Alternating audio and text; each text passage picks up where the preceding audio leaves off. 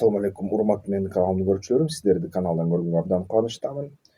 Азыркы күндө Таиланд менен Камбоджанын ортосунда согуш уланууда кайра эле. Албетте ошо 20-бештин айынын күнүндө башталган болчу. Экинчи сериясы, анткени биринчи сериясы мындан да мурун болгон да. Ал боюнча видеону каналдан көрсөңөр болот. Таиланддын королдук аба аскер күчтөрү бир нече соккуларды өткөрдү Камбоджанын жергесине. 9 мындай тынч жаран өлдү деп жатышат. 20-дан ашыгы жарадар болду деп жатышат да. Жана Тай аскерлеринин дагы жоготуулары 29дай болду дейт. Жарадары жана 3 набыт болду дейт да. Албетте бул деген Бангкокто өзүндө, Таиландда Азиялык оюндар болуп аткан да. SEA Games 2025. Ушул жерден эң чоң мындай коопсуздук маселелер камбоджалык спортсмендердин сакташ үчүн чечкен аракет кылды Таиланд мамлекети. Бирок Таиланд атакаларды күчөтүп атат да, мындай менен Камбоджага. Кандай себептер менен келип чыгып атат, ушуну карасак, көбүнчө бул деген демаркация 817 километр чек ара эмкичекти мындай жакшы чечилбептир да. Мисалы үчүн биздин мамлекет шүгүр ошо биздин бийликтегилерибиз абдан мындай көргөчтүктү жана даанышмандыкты көрсөтүп, дал ошондой эле Өзбекстан менен Тажикстан лидерлери, бийликтери үчөө тең ушундай тынчтыкка келиши бул өтө баалуу нерсе да. Мисалы үчүн Таиланд менен Камбоджа анте алышкан жок. Ошондуктан мисалы үчүн ошо бизде ошо тынчтык келишим түзүлгөндөн кийин дагы кандайдыр бир нече жыл балким чыңалуу болоттур. Акырындык менен баары бир соода күчөгөн сайын, тынчтык уланган сайын кичине мындай бир мындай аймактагы жакшы кошуналар катары өзүбүздү мындай алып барганга шансыбыз бар да ушул келишимдер менен. Таиланд менен Камбоджанын ортосунда ошондой нерселер болбоптур. Буга себепкер албетте Франк-Сиам келишимдери. Ошо Франция Таиландты басып алганда биротоло ушул жерден күбөлерки согуштардын себептерин таштап кеткен да. 1904-1907 жылы Франциялык ошо карта тартуучулар, адистер туура эмес чек араларды тартып койгон Камбоджа менен ушу Таиланддын ортосунда. Анан жаңы заман келгенде, жаңы ошо аспаптар менен ушу 20-кылдын аягына ченеп баштаганда көп жерлер картага туура келбей калган да, ошо Франциядан калган карталар менен. Албетте ушул карталар келбей калган жердин ичтеринде Кхмер байыркы ушундай мындай ыйык жерлери, храмдар калып калган болчу. Анан ошолор дагы мындай эске алынбай калышкан да. Анан ушул нерсе талашып эки мамлекет, Камбоджа менен Таиланд бири-бири менен талашып, эмгичекте ал талаш тартышты чече элек да. Эмгичекте баягы бул мисалы үчүн ушул эки мамлекетти кой тургула, согушпагыла, силерге ушуну жардам берели, ушуну бөлүп берели деп эч аракеттер жасалган жок. Жана андан сырткары дагы ошо Таиланд АКШнын мындай өнөктөшү болгондуктан 20-кылдын аягында согуштар бүткөндөн кийин негизи Таиланддын армиясы күчтүүрөөк болуп калды, экономикасы күчтүүрөөк көбөйүп калды. Анан Камбоджа, коммунисттик Камбоджа СССРге көз каранды болгон, СССР урагандан кийин Вьетнамга окшоп эле көп мындай кошумча акчадан калып калышты. Кедей болуп, аябай начар ушундай абалдагы мамлекет болуп калган, бирок ичиндеги аскер күчтөрдүн бийлиги баары бир чоңураак да. Ошо Пол Потту жок болгондон кийин, Пол Пот деген ошо 3 миллион камбоджалыкты өлтүргөн адам, ошо Пол Пот болгон Камбоджада. Эми расмий түрдө 1 миллион деп жатышат. Ошо коммунисттик идеологияны түзмө-түз аткарам деп, бүт шаардык мисалы үчүн тургундарды ошо талаада иштетем деп, ушул 3 миллиондой кишини өлтүрүп алган да. Ушундай нерсе болгон. Албетте ошол Пол Потту бийликтен кетиргенде дагы Вьетнам жардам берген. Ошо Кхмерлерди бийликтен алганда, бирок баары бир кандайдыр бир расмий жана ошо адаттык эле түрдө аскерлер баары бир үстөмдүк кылган да бийлигинде Камбоджанын. Анан ошол Камбоджа менен Таиланддын эки өкмөтү эки башка, тиги капиталисттик монархия, бул болсо социалисттик коммунизм, бирок постсоциалисттик, посткоммунизм десе болобу.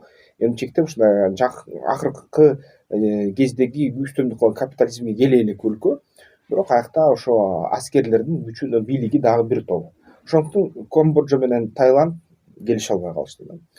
Анан албетте ошол кайсы жерлерди талашып атышат? Кээ бир ошо мурунку Кхмер элдери, байыркы Кхмер элдери ошо орто кылымдардын баш шатында кээ бир ошо храмдарды курушкан. Кээ бир храмдар аябай кеч курулган, бирок ошол кхмерлердин биздин тукуму болобуз деп, кхмерлер бизге таандык деп эки өлкө тең согушуп атышат да. Ким билет, балким ошондой эле, балким кхмерлер экөөнө тең таандык, бирок ошол улуттук мамлекеттер түзүлгөндөн кийин, колонизация бүткөндөн кийин ошо эки өлкө тил табыша албай жатат. Анан талашкандары ушул храм Прехвихер дейт, же болбосо Прехвихер, Вихар кантип окуса болот. Ошо эл аралык буунун соту 1962-2013 жылдары ушунун четтегирегиндеги жерди Камбоджага таандык деп койгон, чечим чыгарган. Бирок Таиланд ошого макулбой койгон. Анан ошо жерден суу агат, ошол суу бөлүп турган канал бар. Ошол канал менен ушул жерди экиге бөлгүлө деп талабын коет. Буунун чечимине канааттанбай койгон да Таиланд. Анан Та Муен Тхом деген бар храм дагы, Та Крабей деген храм бар. Ошол храмдар дагы эмгичекти ошо эки өлкө тең талашып жатат. Анын албетте территориясы эмгичекти бөлүштүрүлө элек да. Аяка буунун дагы мындай аракеттери натыйжа бербей койду. Анан эки эл тең мындай бири-бирин мындай жамандап атышат. Мисалы үчүн Таиланд айтып атат, ошо Камбоджанын жергесинде элди алдаган ошо онлайн казинолор бар жана ошо онлайн кандайдыр бир оюнзок, кибер кылмышты жасаган ушундай нерселер бар деп жатышат да. Анан албетте дагы Таиландда өзүндө дагы чоң ушундай саясий кризис болгон.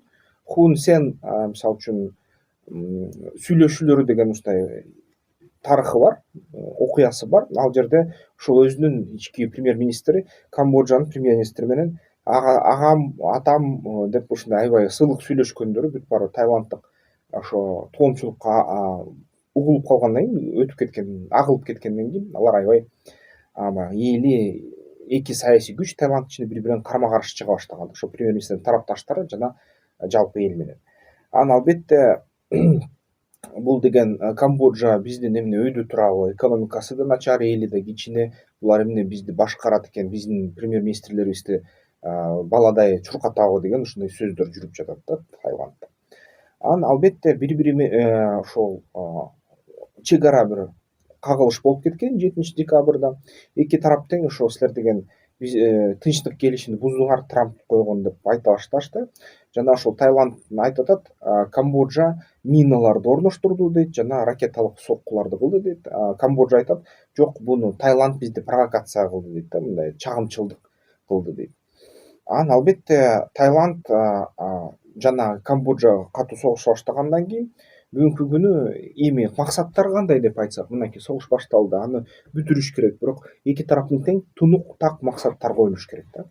Анткени ансыз согуш деле согуш эмес, кызыктай, таң калыштай мындай нерсе. Таиланд өз максаттарын айтып атат. Бул деген биринчиден, бул деген Камбоджанын армиясын куралсыздандырабыз, же болбосо куралын азайтабыз дейт да Таиланд тарабы. Жана ошо келечектеги ошо Камбоджанын бизге кол салууларын токтотобуз дейт. Экинчиден, ошол буфердик зоналарды түзөбүз дейт. Ошо чек арада биз деген бир нече жерин басып алабыз дейт, жана Камбоджа аскери ушул жерден өтө албас кылабыз дейт да. Жана ошо талаш тартыш жергелерди күч менен басып алабыз дейт Таиланд. Кайтарабыз дейт да. Анан биздин жарандарыбызга кайра ошо коопсуздук камсыз кылабыз чек аранын жанында дейт да. Анан премьер-министр жаңы Анутин Чарнвиракул деген Таиланддык айтып атат, бул деген согуш улана берет дейт, ушу биз койгон максаттарга жеткиче жана Камбоджа тарабынан аскерин чыгармайынча жана бүт миналарын алмайынча ушул согуш улана берет деп айтып атат да. Камбоджа болсо айтып атат, Таиланд агрессиялык мамлекет дейт, бизге кол салып атат, биздин суверенитетти бузуп атат дейт. Биздин максаттарыбыз деп биздин баягы чек араларды сактоо дейт, ушул согушка чейинки тоголук менен биздин ар бир сантиметр жерлерибизди сактоо дейт. Жана ушул эл аралык коомчулукту ушул нерсеге чакыруу дейт да. Жана ASEAN бууну, Бириккен Улуттар уюмун ушул маселени чечкенге катышкыла деп үндөп атат. Анткени Камбоджа бүгүнкү күнү ошол көп буу тарабынан көп ушундай жакшы колдоого алынган деп айтылып жатат саясий серепчилердин тарабынан. Жана Таиланд өкмөтү өзүн кичине баягы өз укугунан алыстатылган катары сезип жатыптыр да. Ошондуктан бул согуш оңой менен бүтпөй калышы ыктымал.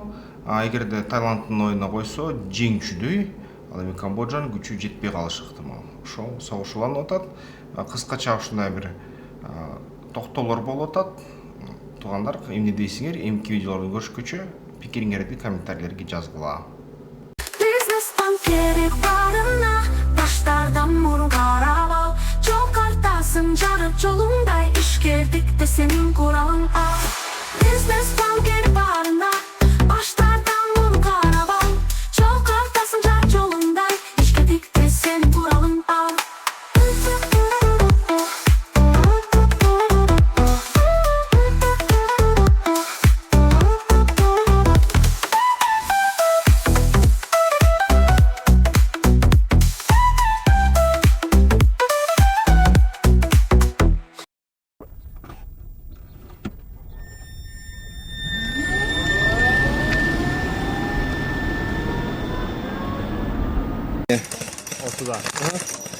О, от души.